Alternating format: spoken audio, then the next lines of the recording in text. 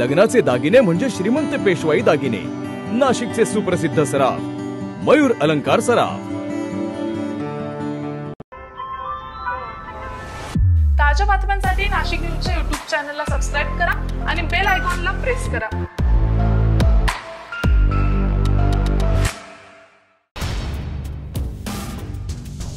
चांदवड येथील कृषी उत्पन्न बाजार समितीच्या आवारातील कॉम्प्लेक्समधील एका दुकानाला रात्रीच्या सुमारास भीषण आग लागून या दुकानातील इलेक्ट्रिक आणि फर्निचर साहित्य जळून खाक झालेलं आहे।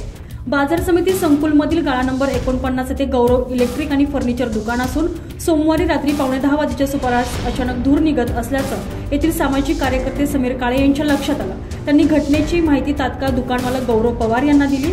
त्यांनी घटनास्थळी धाव घेतली, मात्र दुकानातील वस्तूंनी तोपर्यंत पेट घेतल्याचं दिसून आलेलं होतं। दरम्यान मंगरूळ टोल नाक्यावरील सोमा कंपनीच्या आणि चांदवड नगर परिषदेच्या अग्निशमक पथकांना देखील आगीची माहिती देण्यात आल्यानं दोन्ही पथक लागलीच घटनास्थळी दाखल झाले। दोन्ही पथकांनी शर्थीचे प्रयत्न करून काही वेळातच आगीवर नियंत्रण मिळवलं, मात्र तोपर्यंत दुकानातील LED TV, fridge, cooler, home theatre, fan, mixer आणि इलेक्ट्रिक फर्निचर साहित्य पूर्णपणे जळून खाक झालेले होते।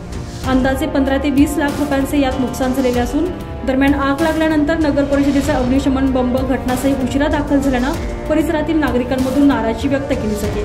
शॉर्ट सर्किटमुळे आग लागल्याचा प्राथमिक अंदाज वर्तवण्यात आला असून चांदवड पोलीस ठाण्यात याबाबत नोंद करण्यात आलेली आहे।